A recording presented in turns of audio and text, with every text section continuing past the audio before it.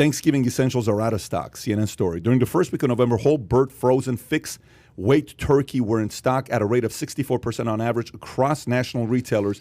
This time last year, that figure was around 86%. Availability of packaged pie was roughly 68% last week compared to 78% in 2020.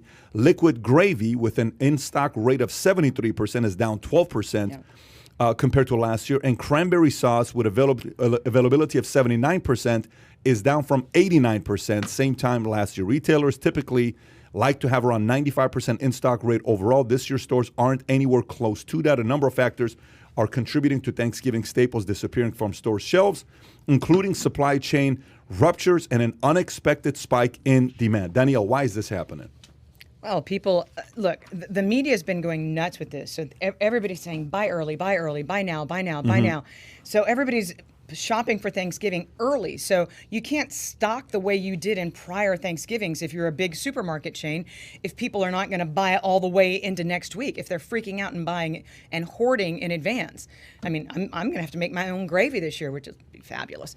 But I was amazed at the grocery store a few nights ago at the sheer number of empty shelves that I saw around the store, but I did see one area of the store where it was fully stocked. What's that? That was bacon. Really? Well, the bacon's on the shelf. It's not flying off the shelves. Do we have a chart to show what's going on with bacon? We have a chart. We have a bacon chart. Let's pull that up and take a look. It's a big deal. Bacon chart. Okay, look at the 2020 price of bacon was $5.83 a pound on average in 2020. So you've had a little bit of inflation in pork bellies here the last few years. It was a flat decade for bacon mostly. You know what? You're right. From $5.54 to $5.83. Yeah. So when I was at the grocery store a few nights ago, Oscar Mayer bacon, 1 pound, $9.99. Be quiet. $9.99. From $5.83 to $9.99. $9.99. But don't tell Psaki because inflation doesn't exist. So let me ask you. No economist she was misunderstood too. What she said no was economist can go from $5.83 to $9.99 and call it no inflation. Here's a question for you. How much of this has to do with what's going on at Long Beach, LA? How much of this is that? Is any of this imported or is this in the States? Most of this is in the States. So this has nothing to do with what's going on at the port. we're not exactly, buying turkey or Chinese gravy. cranberry sauce. That's right. Just, no. So that's here. Let's hope not. So I will tell you that one of the largest pork producers in America is owned by the Chinese. So they're probably enjoying sticking it to us. So I guess the question becomes, is somebody could say, well, the reason why this is happening is because so many things are sitting on the containers where a year ago was $2,000, now it's $25,000, $30,000, $40,000 that China's charging. But this is not that. So if it isn't that, then what is it? Then what is it, though? No, it's panic buying. It's people who are. I got it. It's people who are. I mean, the media is all over this, and actually, you know what? Refreshingly, because I will say right here now publicly, I am a former Bloomberg columnist as of this week, because I'd been hired by Bloomberg to be a contrarian. And after Biden was elected, if I wrote anything about the economy that was even perceived as being remotely negative, even though I'm not writing negative, positive, or in between, I'm just reporting what's going on, it was rejected by editorial. Get out of here. So for a long time, it was, for a long time we've seen a lot of individuals in the media try and kind of cover up what's going wrong with this economy. All you have to do is look at Biden's approval rating to see what, if you put Biden's approval rating against the rate of inflation, it's pretty damn apparent what's going on. So even Bloomberg is now letting stories against Biden go up. They weren't against Biden. They could be. I submitted a story that said that because, the state of Texas froze solid, that we were going to see plastic prices increase more, and that was going to put more pressure on producers because they had to shut down so much capacity, and it took them so long to bring it back online after the Ice-Mageddon. And they're like, that's a little iffy. And I'm like, I'm just saying that there's going to be price increases. So what's actually happening? Give us, she's saying panic buying. She's saying panic buying. But but with Bloomberg. I'm saying what shifted is, between now and then, is there is an undeniability. You cannot deny bacon going from $5.83 last year to $9.99. The media can no longer ignore this story. Right. That's probably why MSNBC is ranked at the very bottom of the barrel because they're doing everything that they can to not report the real news. Okay. You know, there's something big that's here. I mean, right now this is Thanksgiving, and America does a good job of being charitable. I mean, if you look around America, we do a pretty good job when your local food bank says, we need some help, we need some support, and Americans will fill that. And the BizDoc Babe, my wife, this is the time of year where we'll buy, like we'll do a carload at Costco, and we'll go to the food bank, and we drop it off at the food bank, the kind of things that they need that are long shelf life things. And she was at Costco, and she said, you know, it says, I'm not buying the 6.2%, Tom. I said, why? She said, I know what I buy, and I buy large, you know, shrink packs and everything of the foodstuffs.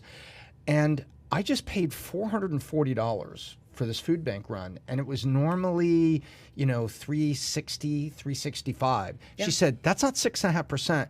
And says, and I'm buying this, and I'm buying the staples that are necessary, not just a bunch of high sodium canned green beans. Who's saying this, by the way? That's exactly The BizDoc Babe, my wife, because at Thanksgiving the lady time, who shall remain nameless. So- She has no name. All right, That's the so- BizDoc This is Babe. Thanksgiving, trying to do nice things, buy a carload of groceries and take it to the food Well, bank. that's very and then, sweet of her. And So- noticing that it's not 6.2%. It's like you're talking bacon from $5 to $9.99. What you just said is the person that's feeling the most is the person that's going and buying the market regularly.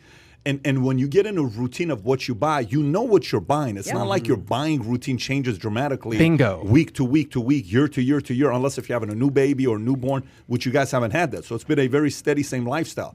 That's interesting from 360 to 440. So Bank of America came out this morning with fresh data that shows that if you adjust for inflation, that grocery shopping in America over the past year has turned negative.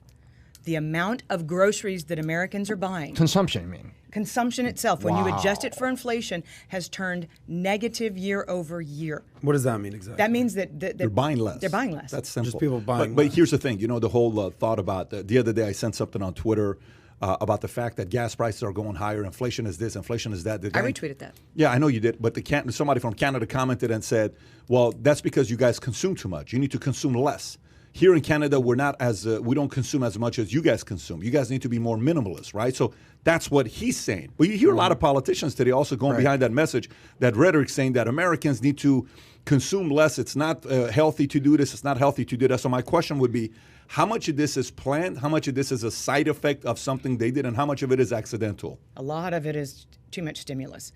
Look, I was at Highland Park Village. So would you say intentional, or would you say just the side effect of something we did not know that's going to end up being here? It was the side effect of fiscal spending on Fair enough. steroids. So it wasn't intentional. We did not know we'd be and Fed here. policy that's gone straight to the 1%.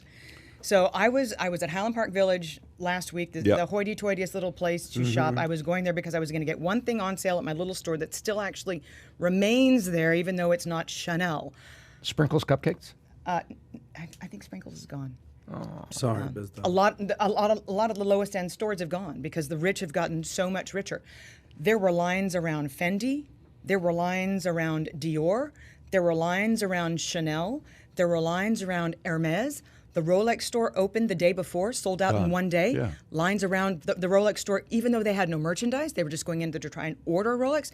So, I mean, if you think about, there's a chart that we've got that talks about wealth disparity. Can you pull up that chart, please? And what the top 1% has. And they're conspicuously consuming.